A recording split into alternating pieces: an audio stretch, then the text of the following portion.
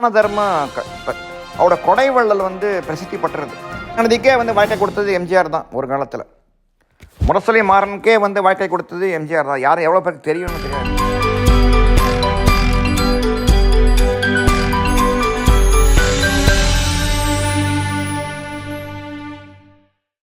Hi friends, அனைவருக்கும் வணக்கம்.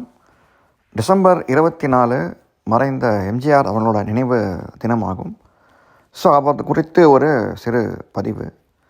எம்ஜிஆர் பார்த்திங்கன்னா சினிமா நடிகராக இருந்து டிஎம்கேலையும் இருந்து 30 இயர்ஸ் கிட்டத்தட்ட பாலிடிக்ஸில் இருந்து அப்புறம் தான் சீஃப் மினிஸ்டராக ஆக முடிஞ்சிருக்கு அவருக்கு. அதுவே ஒரு பெரிய வெற்றி தான். செஞ்ச முதல் தேர்தலே ஜெயிச்சார் அவர். ப்ளஸ் அவரை பாலிட்டிக்ஸ் பற்றி இல்லாமல் அவரோட பர்சனல் குவாலிட்டிஸும் நம்ம பாராட்டணும் அப்படிங்கிறதுக்கு தான் இந்த ஒரு பதிவு. எம்ஜிஆர் பார்த்திங்கன்னா எப்பவுமே நன்றி உணர்ச்சி மிகுந்தவராக எப்போவுமே இருந்திருக்கார் அவர். ஆதி காலத்தில் நீங்கள் பார்த்தீங்கன்னா சாண்டோ எம்எம்ஏ சின்னப்ப தேவர் தான் அவரச்சு படம் எடுத்தார் அவர். ஆதி காலத்தில் தேவர் ரெக்கமெண்ட் பண்ணியிருக்காரு எம்ஜிஆருக்கு ஒரு இது நடிக்கிறதுக்கு. மாடர்ன் தியேட்டர்ஸில் இருக்கும்போது சான்ஸ் வாங்கி கொடுத்துருக்காரு எம்எம்ஏ சின்னப்ப தேவர். அதனே நீங்கள் பார்த்தீங்கன்னா தேவர் படத்தில் நிறைய படத்தில் நடிச்சிருக்காரு எம்ஜிஆர். நீங்கள் கவனிச்சிங்கன்னா கடைசியில் திடீர்னு காலமாயிட்டார் தேவர். தேவர் உருவத்தில் பார்த்தா நடந்தே போனார் எம்ஜிஆர். அது பெரிய அப்போ சீஃப் மினிஸ்டராக வேறு இருந்தார் எம்ஜிஆர்.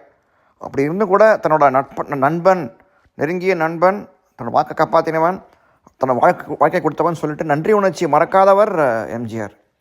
அதே மாதிரி இன்னொன்று பார்த்தோம்னா அவரை எப்போயுமே ஒரு டவுன் டு எர்த் பர்சனாலிட்டியும் அவருக்கு இருந்திருக்கு. தன்னை மதித்து ஏழைங்களுக்கு மேலே ரொம்ப கரிசனம் நிறையா காமிச்சார் அவர். நீங்கள் பார்த்தீங்கன்னாலே நிறைய திட்டங்கள்லாம் இலவச திட்டம் அறிவிச்சா கூட பார்த்தோம்னா சத்துணவு திட்டம் கூட கொண்டாந்தார். எல்லாருக்குமே விரிச்சு இது பண்ணார் அவர். அப்போ காமராஜர் முதல்ல கொண்டாந்தா கூட இதை எல்லாருக்குமே கொண்டாந்து அதை மதிய உணவு திட்டமும் அப்படின்னு சொல்லிட்டு மக்களுக்கும் அதை எக்ஸ்டெண்ட் பண்ணார் அந்த திட்டத்தை எம்ஜிஆர். அதை அதில் பாராட்ட விஷயம் இருக்குது. நிறைய பேருக்கு வேலை வாய்ப்பெல்லாம் கொடுத்து அதை கவனிச்சிங்கன்னா எம்ஜிஆர் இப்போ நீங்கள் கவனிச்சிங்கன்னா நிறையா பிரச்சனைகள்லாம் இப்போ வந்துக்கிட்டு இருக்கு. பார்த்தீங்கன்னா எம்ஜிஆர் பீரியடில் அவ்வளோ கிடையாது. ஏன்னா எல்லா மக்களும் நம்பினாங்க அவர் தனக்கு ஒரு காமன் மேன் அப்படின்னு சொல்லிட்டு. ஸோ அதனால் அது ஒரு பெரிய ஒரு இது. இன்னொரு ஒரு சொல்லணும் அவர் பற்றி சொல்லணும் அப்படின்னு பார்த்தீங்கன்னா அவர் சீஃப் மினிஸ்டராக பார்த்து ஒரு பத்திரிக்கை கல்யாண பத்திரிக்கை ஒன்று வந்தது அவருக்கு. அது பார்த்தோம்னா யாரோ ஒரு செருப்பு தைக்கிறவர் அவரோட ரசிகர் அவர் எல்லாருக்குமே பத்திரிக்கை அனுப்பிச்சிருக்காரு அந்த பத்திரிக்கையை. ஸோ எம்ஜிஆர் அதை பார்த்த உடனே சரி இந்த கல்யாணத்துக்கு நம்ம போயே ஆகணும் அப்படின்னு முடிவு பண்ணிட்டார் எம்ஜிஆர். ஸோ உடனே இதே பண்ணி அதை அரேஞ்ச் பண்ணி எல்லாமே சீஃப் மினிஸ்டர் சொல்லலாம். ஆனால் இவருக்கு சொன்னாங்கன்னா எல்லாம் பெருசாக ஏற்பாடெல்லாம் பண்ணி நஷ்டம் பண்ணுவாங்க அப்படின்னு சொல்லிட்டு அவர் எதுவும் பண்ணல. அவர் திடீர்னு முன்னெடுப்பு இல்லாமல் கடைசியில் மினிஸ்டர்லாம் போய் கல்யாணத்துக்கு கலந்துக்கிட்டார். அவருக்கு செருப்பு தைக்கிறதுக்கு சந்தோஷம் தாங்கலை அவருக்கு. ஒரு இன்ப அதிர்ச்சி தான் சொல்லணும் அவருக்கு. ஏன்னா அந்த மாதிரி ஒரு மக்கள் மேலே ஒரு கரிசனம் கொண்டவர் எம்ஜிஆர். விளம்பரத்துக்காகவே பண்ணல இது அவர். அதுதான் ஒரு பெரிய விஷயம். That is what lot of politicians miss. ஏன்னா எல்லாமே நினச்சிப்பாங்க சும்மா போய் காமிச்ச படம் காட்டுறது அப்படிங்கிறது இல்லாமல் நிஜமாகவே வறுமை, பசி எல்லாம் அவரை பார்த்ததுனாலே நீங்கள் கவனிச்சிங்கன்னா எம்ஜிஆருக்கு இந்த மாதிரி ஒரு இது கரிசனம் இருந்தது ஏழைகள் மேலே. ஸோ இப்போ பத்திரிக்கை வச்சாங்க சொன்னோன்னு சொல்லிட்டு சும்மா இல்லாமல் சொல்லிட்டு கரெக்டாக ஒரு நல்ல ஒரு ஏழை அப்படின்னு சொல்லிட்டு போய் பார்த்து வந்திருக்காரு. கௌரவம் கொடுத்துருக்காரு. சும்மா ஒரு பணக்கார கல்யாணத்தில் போய் விளம்பரம் தேடிக்கிட்டு இது பண்ணாமல் நிஜமாகவே அவர் ஒரு இது இப்போ கரிசனமாக நடந்துக்கிட்டு எம்ஜிஆர் போய் அதில் கலந்துக்கிட்டார். அந்த விஷயத்தில் எம்ஜிஆரை பாராட்டிய திறன் எவ்வளோ வேணால் பாராட்டினாலும் தகும். அதே மாதிரி நீங்கள் கவனிச்சிங்க மற்ற எல்லா கம்யூனிட்டிஸும் ஒரு நல்லறவு ஒரு இது பண்ணியிருந்தார் அவர். இன்னொன்று அவர் கேஸ்ட் நியூட்ரலிட்டி பெருசாக கிடச்சிது. மக்களில் எம்ஜிஆர் சினிமா கவர்ச்சின்ற ஒரு பக்கம் இருந்தால் கூட அவர் ஒரு மலையாளி அப்படிங்கிறத ஒரு கருணாநிதி வாயா திட்டின்னு இருப்பார். பட் அந்த மலையாளி அப்படிங்கிறதான் கவனிச்சிங்கன்னா ஒரு கேஸ்ட் நியூட்ரலிட்டி கொடுத்தது அவருக்கு. ஏன்னா எந்த கேஸ்ட்டுக்குமே சாய மாட்டார் அவர், நியூட்ரல் பர்சன் அப்படின்னு மக்கள் நம்பினாங்க. கவனிச்சிங்கன்னா அவர் இருந்த வரைக்கும் மற்ற இது மாதிரி ஜாதி சங்கம்லாம் பெரிய லெவலில் பெருசாக வளரல. ஆகும்னு சவுண்டெலாம் விடல எம்ஜிஆர் இருந்த வரைக்கும் நீங்கள் கவனிச்சிங்கன்னா. ஏன்னா அவரோட ஒரு தனி செல்வாக்கே கவனிச்சிங்கன்னா அவருக்கு இது அமைஞ்சது, பாசிட்டிவாக அமைஞ்சது. இன்னொன்று பார்த்தோம்னா அவர் டிஎம்கே விட்டு வெளில போன போது தனியார் சின்னம் கட்சி தான் ஆரம்பித்தார் அவர். அதில் என்னென்னு பார்த்தீங்கன்னா கருணாநிதி கவனிச்சிங்கன்னா தனக்கு தன் பையன், தன் பேரன் இப்படி தான் கட்சியை வளரணும்னு கட்சியை சுத்தமாக ஆக்கிட்டார் எம்ஜிஆர் கருணாநிதி. பட் எம்ஜிஆர் கவனித்து பார்த்தீங்கன்னா அண்ணா பேரில் தான் வந்து அவர் கட்சியை துவக்கினார். நீங்கள் கவனிச்சு தம் பேரை கூட துவச்சிக்கலாம், யாரும் சொல்லிருக்க மாட்டாங்க. எம்ஜிஆர் மட்டும் கலைஞர் யாரும் கேட்டிருக்க போகிறதில்ல எம்ஜிஆர் கிட்ட. பட் அவர் வந்து தனியாக வந்து அண்ணா பேரில் தான் அண்ணா திராவிட முன்னேற்ற கழகம் ஏடிஎம்கேன்னு ஆரம்பித்தார் எம்ஜிஆர். அதில் வந்து பெரிய அது பாராட்ட வேண்டிய விஷயம். அது தன்னையே வந்து பிரஸ்தாபிக்காமல் அவர் வந்து அண்ணா பேரில் கட்சி ஆரம்பித்ததுங்கிறது ஒரு பெரிய நல்ல ஒரு பண்பு. அது யாருக்குமே வராது, லேஸில் வராது அந்த மாதிரி ஒரு இது. அதுதான் எம்ஜிஆர் பெருசாக ஒரு அவர் இன்னும் புகழ் வந்து நினைச்சிருக்கு. ப்ளஸ் தான தர்மம் கலியுகத்தில் நீங்கள் கவனிச்சிங்கன்னா வந்து தான தர்மம் தான் வந்து மெயின். அதுதான் வந்து இன்னும் கரெக்ட். அது தெரிஞ்சு பண்ணாரா தெரியாமல் பண்ணாரா தெரியாது. பட் அவரோட கொடைவள்ளல் வந்து பிரசித்தி பட்டுறது. இதுக்கு முந்தி ஒரு டைரக்டராக ஒருத்தர் அந்த ஒரு டைரக்டராக துணை இயக்குனர் அவர் வந்து பார்த்தோம்னா ஒரு படித்து கேள்விப்பட்டிருக்கேன். அவரை நொடிச்சு போய் இருந்திருக்கார். அவருக்கு வந்து வீடே வந்து காலி பண்ண வேண்டிய ஒரு சூழ்நிலை அவருக்கு. உடனே எம்ஜிஆர்கிட்ட போய் பார்த்துருக்காரு அவர். எம்ஜிஆரை போய் பார்த்த உடனே இது மாதிரி தனக்கு வந்து கஷ்டம் அப்படின்னு சொன்ன உடனே நீ இருங்க அப்படின்னு சொல்லிவிட்டு அவருக்கு வந்து வீட்டுக்கே வந்து அடுத்த நாள் வந்து காரில் வந்து பணம் வந்தது. பணம் வந்து அவரை வந்து வாடகை கொடுத்து வீட்டை கொடுத்து ஒரு நல்ல நிலைமைக்கு கொண்டாந்தார். அதே மாதிரி கக்கன்னு ஒரு மினிஸ்டர் ஒருத்தர் காங்கிரஸ் பீரியடில் இருந்தார். அவர் ரொம்ப நேர்மைக்கே பேர் போனவர். அவர் சொந்தமாக வந்து வீடு இல்லாமல் இருந்தார் அவர் கக்கன்.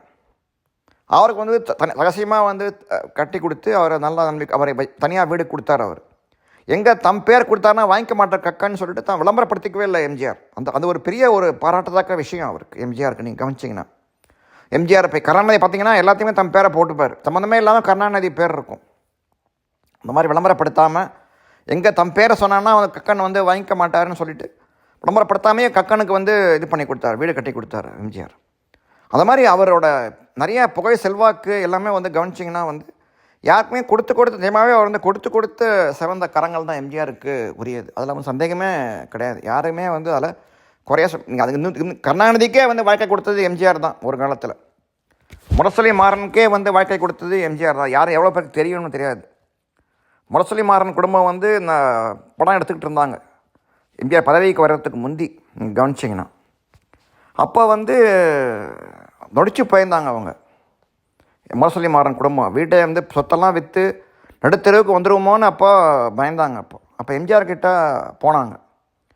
எம்ஜிஆர் தான் என்ன பண்ணாருன்னா, சரி மனமும் வந்து அவரும் ஜெயலலிதாவும் சேர்ந்து எங்கள் தங்கம்னு படம் நடித்து கொடுத்தாங்க. அப்போ ஃப்ரீயாகவே நடித்து கொடுத்தாங்க. அப்போ 2 பேரும் சம்பளமே வாங்கிக்கல. அப்போது அது முரசொலி மாறன் சொல்லியிருக்காரு ஒரு பேட்டியில். அப்போ மாத்திரம் எம்ஜிஆர் வந்து எங்களுக்கு வந்து படம் எடுத்து கொடுக்காம தான் நாங்கள் வந்து ரோட்டில் தான் இருந்திருப்போம் அப்படின்னு சொல்லிட்டு. ஸோ கருணாநிதிக்குமே வந்து கவனிச்சிங்கன்னா வந்து சீஃப் மினிஸ்டர் ஆக்கினதுக்கு காரணமே வந்து எம்ஜிஆர் தான். எம்ஜிஆர் தான் வந்து நெடுஞ்செழியன் தான் வந்து அப்போ வரதா இருந்தது. அண்ணாதுரை காலமானவன் அவர் தான் எல்லாம் எதிர்பார்த்தாங்க. கருணாநிதியை வந்து எம்ஜிஆரை சந்தித்தவொடனே ஓவர் நைட்டு வந்து எம்ஜிஆர் சரி கருணாநிதி தான் அடுத்த சீஃப் மினிஸ்டர் யாருமே மறுப்பு சொல்லவே இல்லை. அந்த ஒரு கருணாநிதி எம்ஜிஆர் தூக்குறதுக்கு சதி பண்ணார். அதான் விஷயம். அதான் கருணாநிதி ஏறி வந்த ஏணியை வந்து எட்டி வதக்கிற கருணாநிதி கை வந்த கலை அவருக்கு. அதுதான் கடைசி வரைக்கும் வந்து பார்த்தோம்னா கருணாநிதி எம்ஜிஆர் இருந்த வரைக்கும் கருணாநிதியால் வரவே முடியல பதவிக்கு. நீங்கள் கவனிச்சிங்கன்னா அதுதான் எம்ஜிஆர். அது மாத்திரம் கொஞ்ச நாள் இருந்தால் தான் இன்னும் கருணாநிதி வந்திருக்கவே முடியாது ஆட்சிக்கு திரும்பி. நம்ம தமிழ்நாட்டோட வந்து ஒரு கெட்ட நேரம்னு சொல்லலாம். எம்ஜிஆர் வந்து சீக்கிரமாக செத்து போனது. அப்புறம் இன்னும் கொஞ்சம் இருந்திருந்தாருன்னா திமுகவை உண்டு இல்லைன்னு ஆக்கியிருக்கலாம். என்னமோ அவர் ஒரு இது. ஸோ கடைசியாக வந்து எம்ஜிஆர் வந்து பார்த்தோம்னா அவர் பரங்கி மேலே தொகை ஃபஸ்ட்டு எம்எல்ஏவோ ஆனார். அதுக்கு முந்தைய பார்த்தோம்னா இந்த ஆர்எஸ் பாரதின்னு ஒரு பேட்டியை சொல்லியிருந்தார் அவர். எம்ஜிஆருக்கே வந்து தான் வந்து நின்னா ஜெயிப்போமான்ற ஒரு அவநம்பிக்கை இருந்திருக்கு அப்போ வந்து இவங்க வந்து எல்லோரும் போய் நின்று கேட்டாங்களாம், போய் எலெக்ஷனில் போய் நில்லுங்க அப்படின்னு சொன்னாங்களாம். அப்போது 67க்கு முந்தி சுடப்படுறதுக்கு முந்தி. அப்போது எம்ஜிஆர் வந்து மறுத்துட்டாராம் அவர். நான் வந்து போய் நின்னா வந்து தோக்கணும் தெரியாது, ஆனால் அவங்க வந்து பல வாய்ப்புகள்லாம் போயிடும். நான் எஸ்எஸ்ஆர் வந்து இதுக்கு முந்தான் நின்று எலெக்ஷன் நின்று எம்எல்ஏ ஆனார். இப்போ பார்த்தா படமே இல்லை அவருக்கு, என்ன வேறு கட்சி போயிட்டார் அப்படின்னு சொல்லிட்டு இந்த நிலைமை வந்து எனக்கு வரவேணாம் அப்படின்னு சொல்லிட்டு அவர் மறுத்துட்டார். அப்போ எம்ஜிஆர் முதல்ல மறுத்தார். அதுக்கப்புறம் துப்பாக்கி சுட்ட ஒன்றா எம்ஜிஆர் அனுதாபாலை வரும் அப்படின்னு சொல்லிட்டு பரங்கி மேல தொகுதியில் நின்னார் அவர் எம்ஜிஆர். ஸோ அந்த மாதிரி எம்ஜிஆரே வந்து தயங்கினார் முதல்ல வந்து அரசியலில் வந்து நின்று பண்ண எம்எல்ஏ ஆகிறதுக்கு. பட் அவரை வந்து அரசியல் வந்து இழுத்துது. அதுதான் வந்து இது என்ன கேட்டால் அரசியல் வந்து அவரை வந்து உள்ளே இழுத்துருக்கு. அவ்வளோ சுடாமல் வந்து தானே எம்ஜிஆர் வந்து திரும்பி எம்எல்ஏ ஆயிருப்பாரா, அரசியல் மாறி இருக்குமா, 67 சேஞ்சாக இருக்குமா நமக்கு தெரியாது. பட் அது வந்து ஒரு பெரிய திருப்பு முனைன்னு தான் சொல்லணும். எம்ஜிஆர் சுடப்பட்ட சம்பவம். எனிவே அவரை வந்து நிஜமாகவே வந்து கொடுத்து சிவந்த கரங்கள் தான் உரியவர் தான் எம்ஜிஆர். ஒரு புகை நிற்கும், நிலச்சி நிற்கும். இந்த வீடியோ உங்களுக்கு பிடிச்சா லைக் பண்ணுங்கள், ஷேர் பண்ணுங்கள், சப்ஸ்கிரைப் பண்ணுங்கள். பாய்.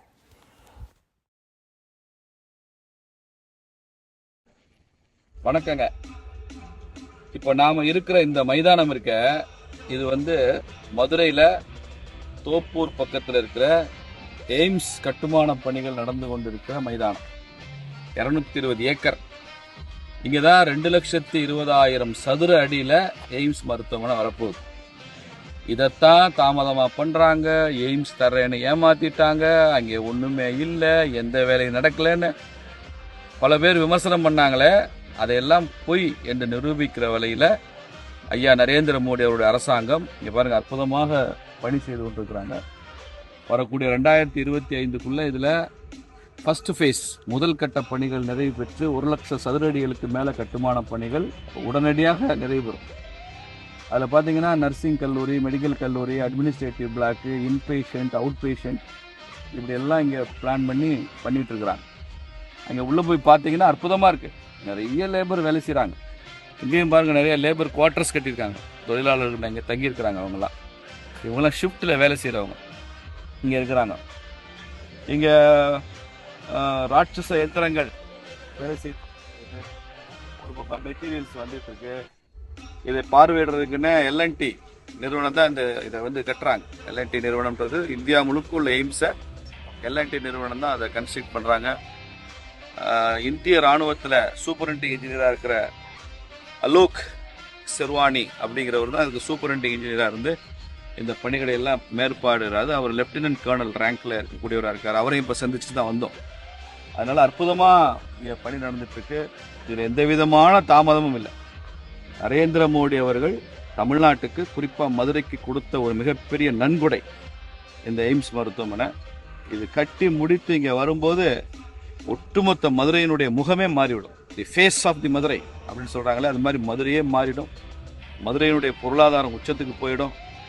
இங்கே வந்து ஆயிரக்கணக்கான மக்கள் தினசரி வேறு மாநிலங்கள்லேருந்து, மாவட்டங்கள்லேருந்து உயர்தரமான சிகிச்சை பெறுவதற்கு இங்கே வருவாங்க. மதுரையே ஒரு ஒரு பேர் சொல்லும்படியான, ஒரு இந்தியாவிலே பேர் சொல்லும்படியான ஒரு நகரமாக மாறிவிடும். தமிழ்நாட்டுக்கு கிடைச்ச ஒரு அற்புதமான வரப்பிரசாதம் தான் அந்த எய்ம்ஸு.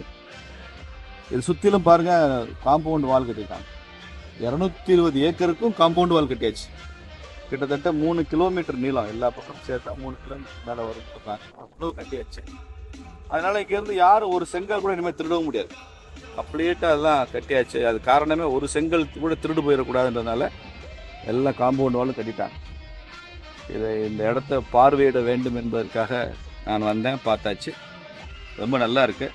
இந்த காணொளி காட்சியின் மூலமாக ஐயா நரேந்திர மோடி அவர்களுக்கு நன்றி. மிக விரைவில் இந்த எய்ம்ஸ் மருத்துவமனை, எய்ம்ஸ் மருத்துவக் கல்லூரி இது மதுரையில் திறக்கப்படும். திறப்பு விழாவும் ஐயா மோடி அவர்களே வந்து திறந்து வைப்பார். நன்றி, வணக்கம்.